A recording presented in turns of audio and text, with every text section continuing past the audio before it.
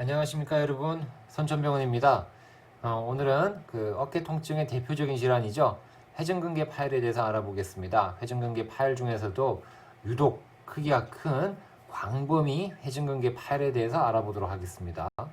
회전근개 파열은 분류를 몇 가지로 하게 됩니다. 작은 거, 스몰, 그리고 미디엄, 라지, 매시브로 나누어지게 됩니다. 오늘 할 거는 그 중에서 매시브 로테이트 카프테아, 광범위 회전근개 파열에 대해서 알아보도록 하겠습니다.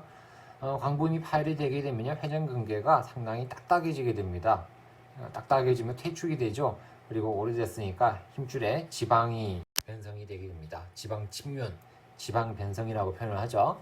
이렇게 되기 때문에 딱딱하고 지방이니까 봉합이 힘들게 됩니다. 봉합을 하더라도 지방이 되니까 뚝뚝 끊어지고요. 딱딱하니까 안쪽으로 말려 들어가 있기 때문에 이게 제대로 된 위치에 봉합이 안 되는 거죠. 그래서 여러 가지 유리술 방법, 유리술이라는 거는 부드럽게 해주는 거죠.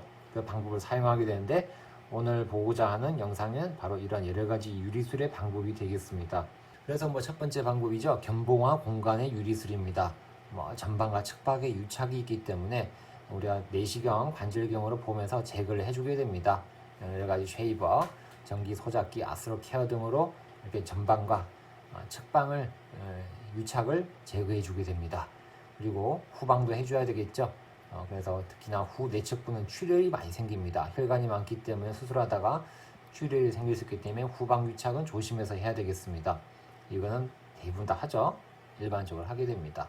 그래서 이건 또 다른 이런 방법이죠. 이렇게 내시경을 보면서 이렇게 앞쪽, 옆쪽, 그리고 뒤쪽, 안쪽까지 전체적으로 안 좋은 딱딱한 조직들을 다 제거를 해주게 됩니다. 출혈을 조심하면서 이렇게 상하 좌우로 다 해주게 되는 거죠. 오구돌기 인대 유리술이라는 것이 있습니다. 유착이 오구돌기로 연장된 경우, 오구돌기요, 우리가 얼마 전 영상에서 나왔죠. 50견에 오구돌기, 요거 전기 소작기로 절단을 해주게 됩니다. 오구 상한 인대가 구축이 되어 있으면 봉합이 불가하다고 판단을 해서요, 이렇게 전기 소작기로 이렇게 절단을 해주게 되겠죠. 오돌기입니다. 이게 보이는데 쭉 늘어나 있는 부위를 이렇게 우리가 이렇게 잘라주는 거죠. 오돌기 인대 유리술이라고 합니다. 이게 붙어 있으면은 회전근개가 제대로 여기까지 안 오겠죠. 회전근개에 파열이 됐으면 회전근개를 우리가 최대한 바깥쪽으로 우리가 봉합을 해줘야만이 회전근개에 잘 작동을 한다고 하거든요. 이런 오구상한 인대가 딱 달라붙어 있으니까 안 오겠죠. 아프니까 요거를 제거를 해주게 되는 거죠. 이렇게 이제 이렇게 되면 잘 오겠죠. 없어졌으니까.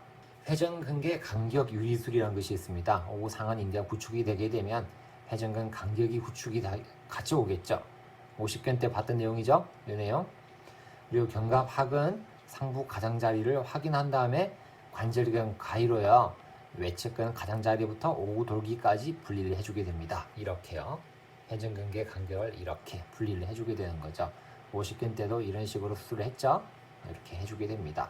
또 관절 내 관절낭 유리술이라고 합니다.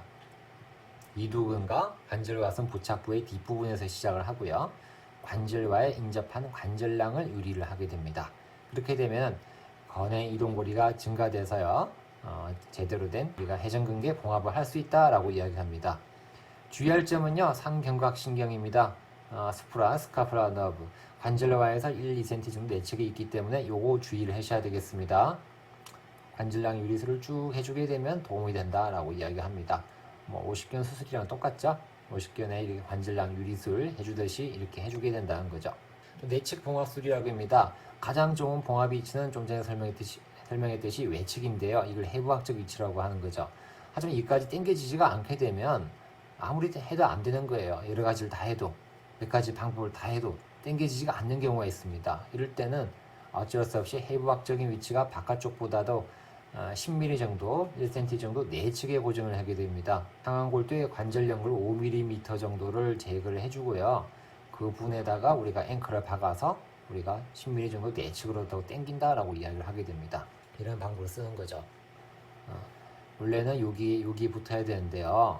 최대한 이게 이쪽까지 안 오기 때문에 이쪽 부분을 연골을 이렇게 제거를 하고 이쪽 부분에 봉합을 한다라고 하는 거죠. 이쪽까지 가야 좋은데 어쩔 수 없이 좀 내측에 봉합을 한다라고 합니다.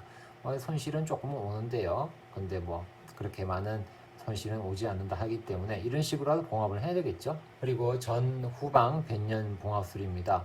뭐 이런 것도 뭐 여러 가지 했는데도 뭐 다 안 될 경우가 있어요. 뭐 앞쪽 바깥쪽 뭐 다 여러 가지 유리술도 하고 오상한 인대도 뭐 하고 회전근개 간격도 유리술을 하고 했는데 안 될 때는 중간을 봉합을 안 하는 거죠. 중간을 포기합니다. 그래서 왜 가츠만 선생님은 과도한 장력으로 빈틈없이 봉합하는 것보다 나은 결과다라고 이렇게 이야기를 했습니다. 여기 포기하는 거죠. 여기 포기하고 이제 앞쪽과 뒤쪽만 봉합을 하는 이런 방법을 사용하기도 한다라고 이야기한 거죠. 자, 그래서 오늘의 영상 정리를 해보겠습니다. 여러 가지 회전근개 봉합을 하는데 견봉화 유리술을 하고요, 오돌기 유리술을 하고 회전근개 간격도 잘라주고 회전 관절량도 유리술을 하고 그래도 안 되면 내측 봉합술을 하고요. 이것저것 안 되면 이제 전 후방 변년만 우리가 봉합을 하자라고 하는 방법을 쓰게 됩니다. 되도록이면은 이렇게 회전근개 파일이 광공이 파일까지 오지 않도록 조심해서 그 적당한 시기에 크기가 대자까지 가지 않고 소자나 중간 정도일 때 수술을 하는 것이 제 파일의 빈도도 적고 수술의 결과가 좋다는 것이 오늘의 영상의 목표가 되겠습니다. 오늘 영상 많은 도움이 되었으면 합니다. 감사합니다.